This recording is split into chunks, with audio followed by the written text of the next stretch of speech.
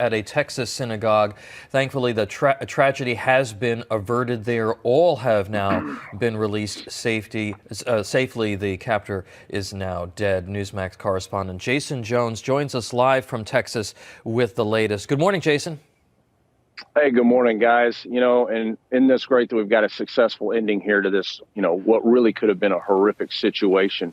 Been learning from sources this morning that the individual involved has a Pakistani descent, had a heavy English accent, and was armed with a pistol and claimed to have multiple explosives. So you can see the situation was extremely serious. And we know that because the FBI's most elite unit, known as the Hostage Rescue Team, this is the unit, guys, that when things go really going south for our nation, that we call out. And the fact that they were able to respond, get there in a reasonable amount of time, and then breach this location and put the suspect down is a good thing in order to save lives, unfortunately. What I'm being told from sources on the ground is that this was the real deal. This was a very serious situation. And the individual apparently has not been in the country very long. I don't want to release any more information about him, but not been in the country very long. And you heard also from the FBI special agent in charge that this investigation will have global ties. And what he's trying to say there, they're making links to London is what it looks like right now. So kind of let me walk you through what was happening behind the scenes. We hear a lot about the scene as it's taking place and what's coming out. But what is after 9/11, what takes place now in the intelligence community is while information is coming in real time from the scene, they're relaying that to our state fusion centers, local community fusion centers, and then getting that up to Washington and making all the ties internationally and locally as quickly as possible. So really what we're looking at in the next 120 hours is where does this thing take off next to? So, Jason, if I'm hearing you correctly, this was not a U.S. citizen, and he had only been in the country a short period of time. Well, he may have some U.S. citizen ties, but he has a Pakistani descent, is what I'm being told. And he had a very heavy English accent. And that's why you heard from the special agent in charge that the individual, that they're making ties. This is a global investigation now, and that they're working with their legats in London. That's what that's going to all be about. All right, but the important thing here now is that he's no longer the threat.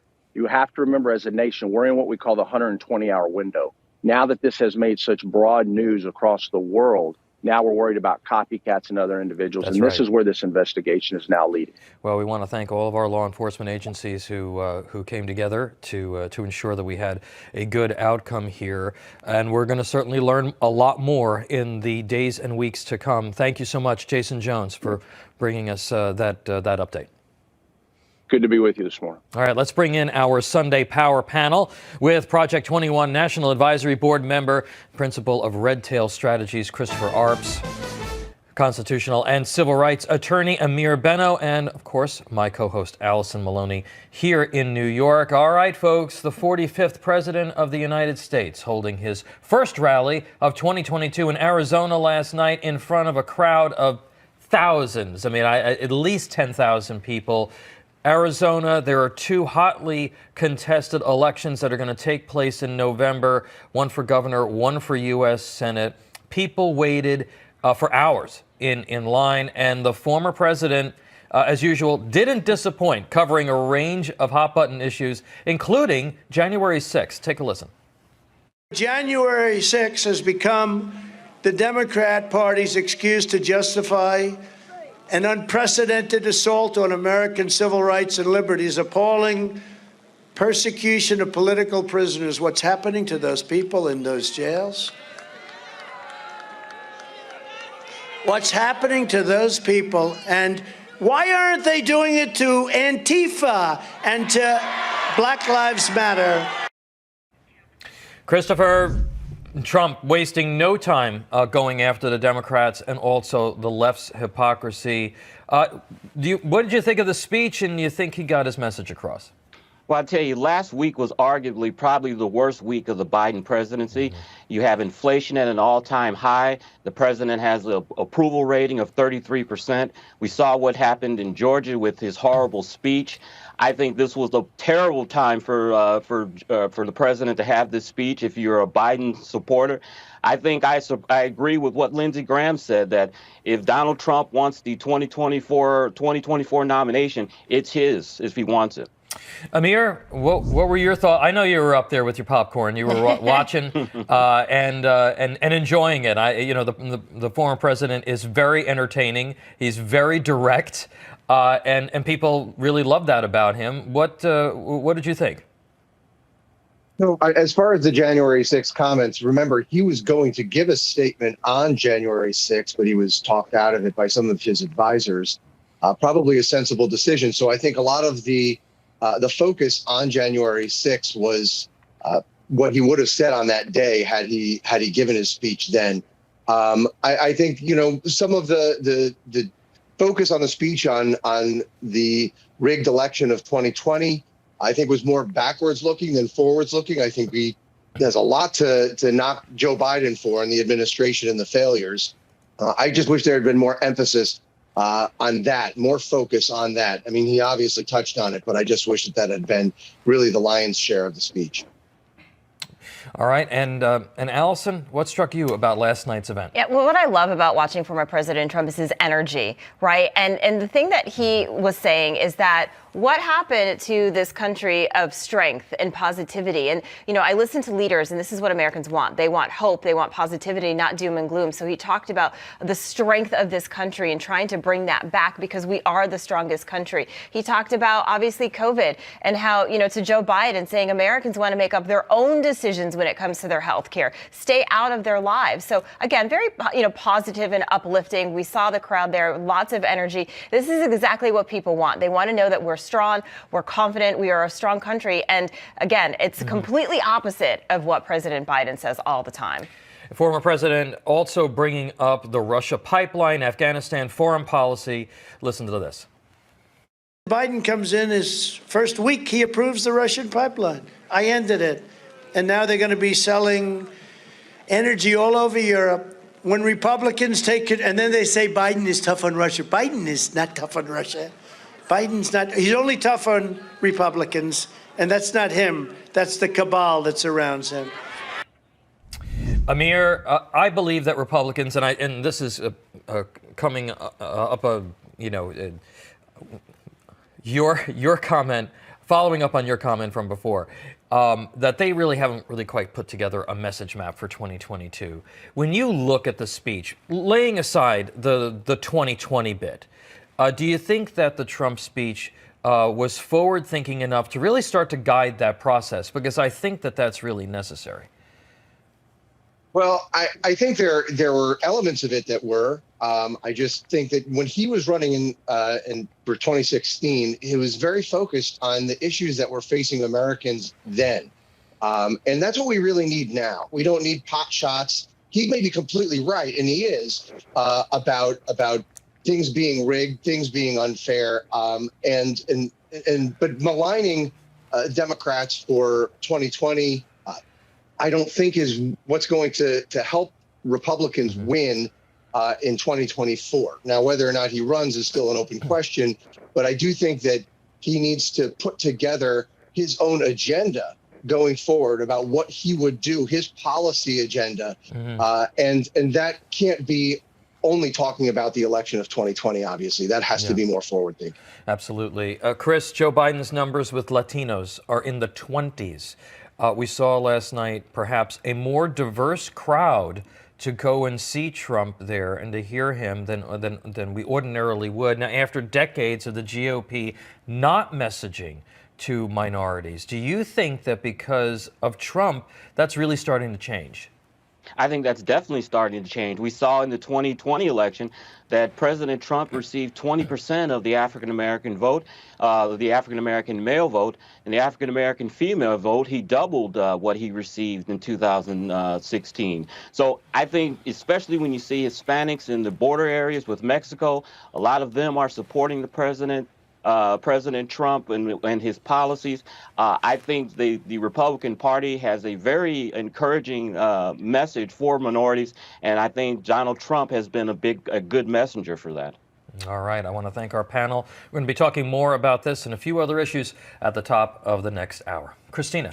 Thanks, Tom. Well, now we're going to get into some sports headlines. The Cincinnati Bengals won their first playoff game in 3 days. Hey, Tom. Good morning. Good morning, everybody. What's happening with this is it's a big storm that's moving across the country. Impressively cold air across the Northeast. Let's take a look and show you that, especially as you get into New York City. We'll take that graphic full. New York City, 11 degrees right now. Virginia Beach is at 32 degrees. But then you go down towards Memphis and Atlanta. You know something's starting to brew here when you get a temperature of around 33 degrees. Big temperature contrast. That's what we see a storm setting up, and that's moving across the southern states right now, right over Tennessee. It's producing some heavy wet snow across western Tennessee this morning. We have ice developing across parts of Raleigh into the northwestern suburbs of Atlanta. So winter storm warnings blanketed across much of the eastern third of the nation at this point. And we have those winter storm warnings going all the way up to Pittsburgh and Albany this morning. That's in anticipation for some big snows that are going to fall across the interior Northeast. So if you take a look at the future track now through tonight, we're going to see the snows falling across Nashville, out towards Memphis. Knoxville, you're going to be in between the rain, snow, sleet, and ice. And speaking of ice, from Greensboro to Raleigh, that's where we're really targeting through this morning into the afternoon hours. Raleigh, Fayetteville, Greensboro, these are areas that could pick up some serious ice over the next 12 hours or so. So travel ill-advised, especially along I-81, I-85 as you run through western sections and central sections of North Carolina. That is going to be one problematic ride.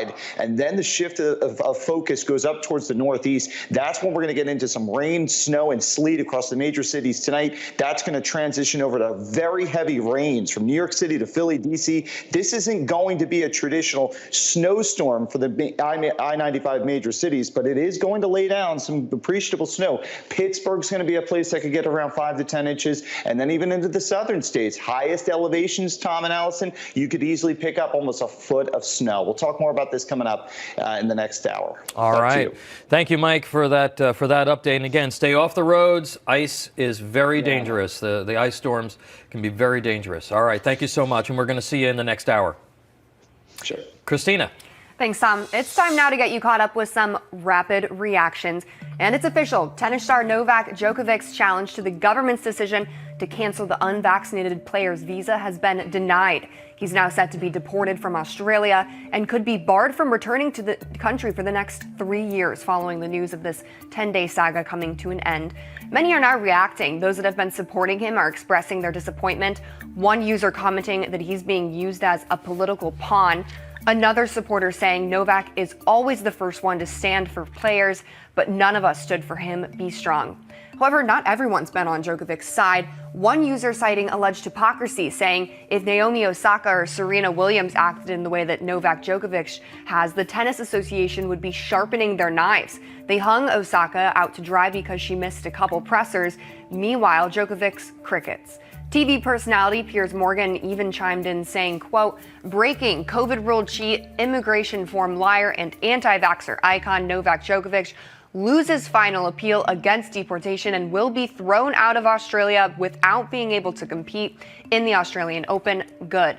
Those who were against him are overjoyed by the court's decision, even tweeting out jokes like Novak Djokovic is the first player to be knocked out of a Grand Slam tournament after missing only 2 shots. Hashtag Djokovic, go home. We'll be checking in with sports reporter Doug Bell in the second hour of the show for more on this. Allison? All right. Thanks so much, Christina. On to business now. For a little help with that, let's bring in business and markets analyst and Newsmax contributor Seth Denson and America's accountant, Professor Dan Geltner. Good morning, gentlemen. Hey, good morning, Allison. All right, let's start with the markets. Seth, Monday's tomorrow. Can you give us a prediction for this week? What do you think?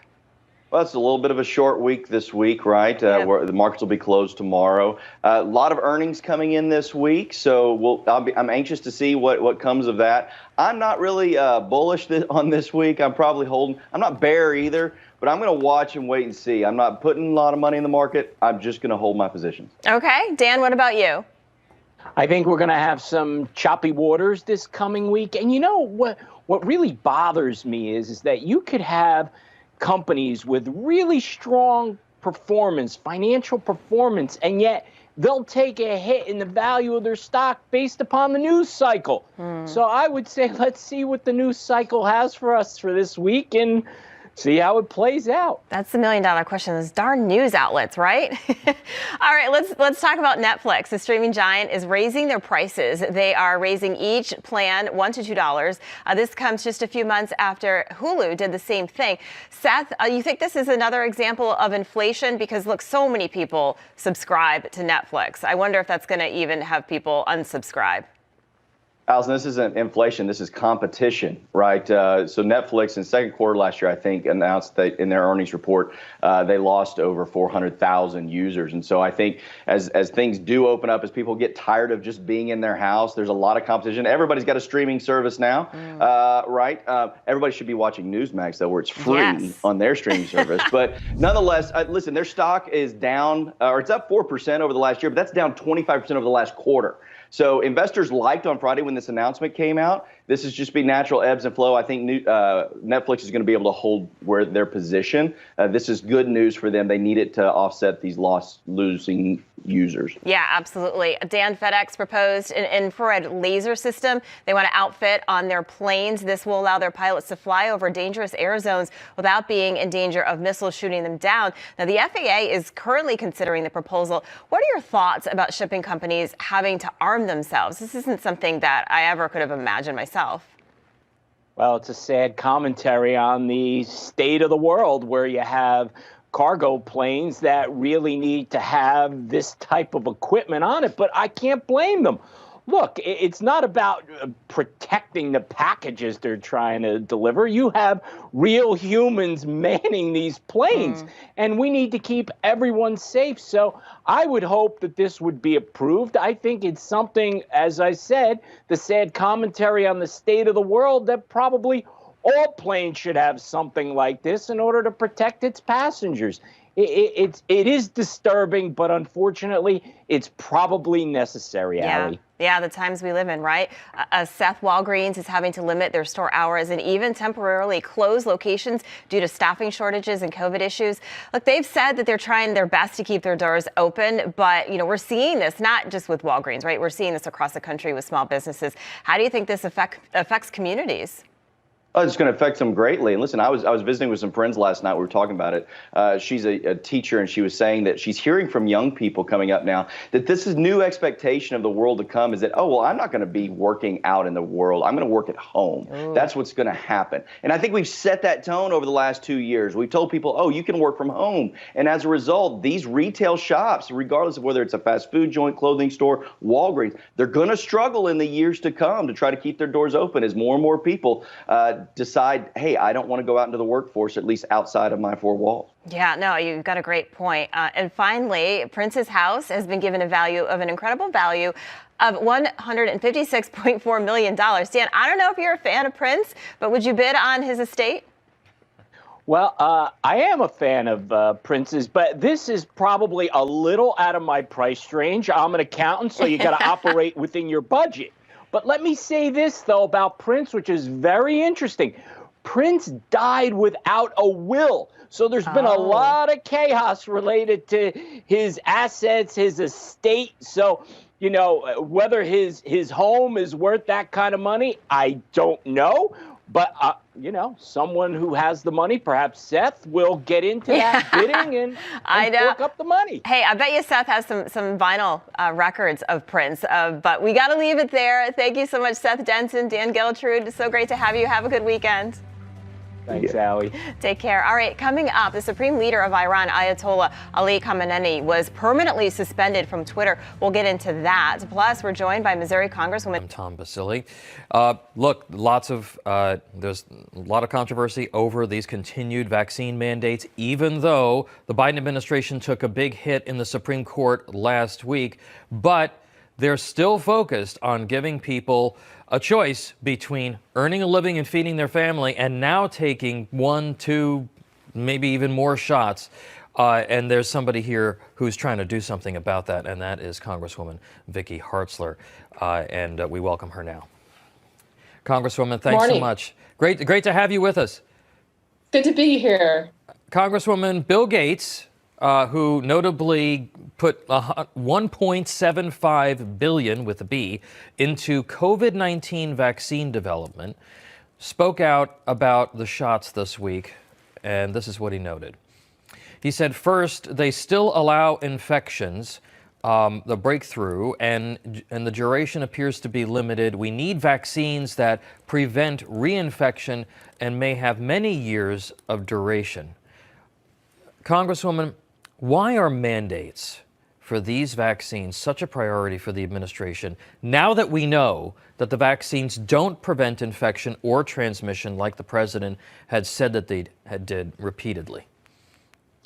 Well, it's a power grab. I mean, they want to control every aspect of our lives, and they don't like it when people say no. And it's damaging our economy, and it's certainly endangering people and hurting their jobs. I mean, we had 45 million Americans who would have lost their jobs if the Supreme Court hadn't stepped in and said, no, the federal government does not have the authority through the administration to mandate that you have to have a vaccine in order to work. But yet they still are in place for healthcare workers. They're still in place for the military. And we're starting to see thousands of our men and women in uniform being kicked out of the military just because they refuse to take a vaccine that they have legitimate concerns about. And I'm very concerned about this. I've been speaking out for our men and women in uniform, especially their First Amendment religious freedom rights. Up until this week, the Pentagon had not given any religious exemptions requests, and yet they have done some administrative, but not for religious. So I feel like you don't check your First Amendment rights out the door just when you sign up to serve our country. And yet there's many people in danger of losing their job. And just to give our viewers a sense of scale, the federal courts are trying to determine whether or not the religious exemption issue in the military is really just a ruse, that it's just something that they're telling people that they're doing. 26,000 people had applied for religious exemptions, and they have only granted 2 so far. So we're going to see how that plays out. You point out that the Supreme Court has blocked the vaccine and testing requirement aimed at large businesses, but they did allow a vaccine requirement for certain healthcare workers to go into effect nationwide. Congresswoman, how does it make sense that healthcare workers are now the only ones who have absolutely no say over their own healthcare, even though the CDC now says that if you have a positive test, you use a precaution like an N95, and you can go back to work? Your reaction? Oh, it is wrong. It is wrong. Here in Missouri, I'm very concerned that we're going to have rural hospitals shut down. We're going to have nursing homes shut down because we already have a shortage of staff. And yet now they want to kick out the ones who are still willing to work. I mean, think about it. These are our heroes, the ones we were applauding just last year, who were coming to work, serving tirelessly and potentially putting themselves at risk during the height of the pandemic at the beginning. And now we're kicking them out and saying, you've got to go. When, as you point out, we know more about this virus. We know that there's ways to prevent it. We know that an N95 mask can help. And it is just wrong, and it's going to endanger patients. We're not going to be able to find health care in their area if this mandate stays. Congresswoman, I just have about 30 seconds left for you, but you have introduced legislation that would protect so many of these workers. And again, we're not just talking about one shot here. Now we're talking 2, 3, maybe even 4 or 5. Talk to us a little bit about that and whether or not Democrats are starting to wake up to the fact that this isn't working. What they're doing isn't working. I have introduced legislation to make sure that this OSHA can never again mandate that employees have to have a vaccine in order to have a job. The Supreme Court said that Congress is the one that has the authority. I disagree with them. I think the whole idea is unconstitutional. But I want us to go on the record and say, as Congress, as elected representatives of the people, we do not support this and we will not condone this. And so we've got to do this. And as far as Democrats coming on board, boy, if they haven't woke up yet, they certainly will in November, because the American people are mad. They understand their freedoms are being taken away from them, and they're not going to stand for it. And they're going to come out on Election Day and and elect people who stand up for them. All right, Congresswoman Vicky Hartzler, thank you for what you're doing. Twitter account that was supposedly connected to the supreme leader of Iran, Ayatollah Ali Khamenei, and then was permanently suspended yesterday. The video clearly shows an implied assassination threat towards the former President Donald Trump, with computer-generated drone strikes and allusions to the assassination of former Iran General Qasem Soleimani. Here to discuss the possible threat at hand, we have Executive Director of Iranian Americans for Liberty, Brian Lee. Brian, welcome to the show this morning. Brian, I know you were working to get this video taken down from Twitter. Tell us about that. Sure. Well, this video was originally, Allison, posted to Khamenei's website. What my organization did when we heard about the videos, we pulled it off of the website and we put it on Twitter so the world could see the lust for violence that Khamenei has, not towards just President Trump, but towards the American people and the American way of life. And we're very happy that there were some fantastic people that helped amplify this video, one of them being Newsmax's very own Richard Grinnell. And it is high time for President Biden to start getting tough with the Islamic Republic of Iran because diplomacy is just not working. It's one threat after another from the Iranian regime towards the American people and now towards the former president. So we applaud Twitter for taking this first step, but Khamenei also tweets out in 5 or 6 other languages. And we are calling for all of those accounts to be banned. There's no way that this evil man should have an opportunity to spew his hatred for America and spew misinformation. He shouldn't be allowed to be on social media. Yeah, you mentioned that this potentially, could, the whole thing is that President Biden is talking diplomacy, but it's not working. And this, again, could be a possible attack on, not only President Trump, but anyone else, really, any other leader. What do you think Biden needs to do?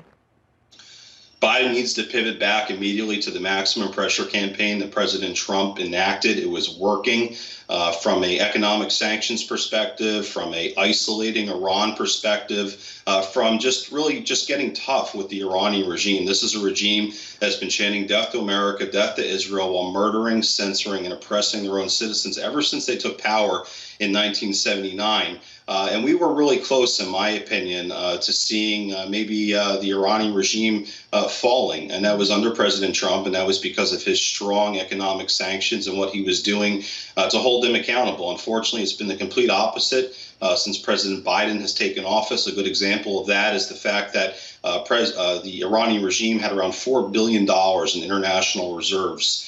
They are now up to around $30 billion in international reserves, and that was just in 1 year under President Biden's watch. So he's got to get tough. It starts with language. It starts with just really getting tough with another country that does not share our values. And we also have to admit that diplomacy with the leading state sponsor of terrorism has failed. And I've said on this network many times, it was going to fail. Diplomacy with terrorists, Allison, is never going to work. Right. Absolutely. Well, we appreciate all the work that you've been doing. Brian Lee, thank you so much for taking the time to come on our show this morning.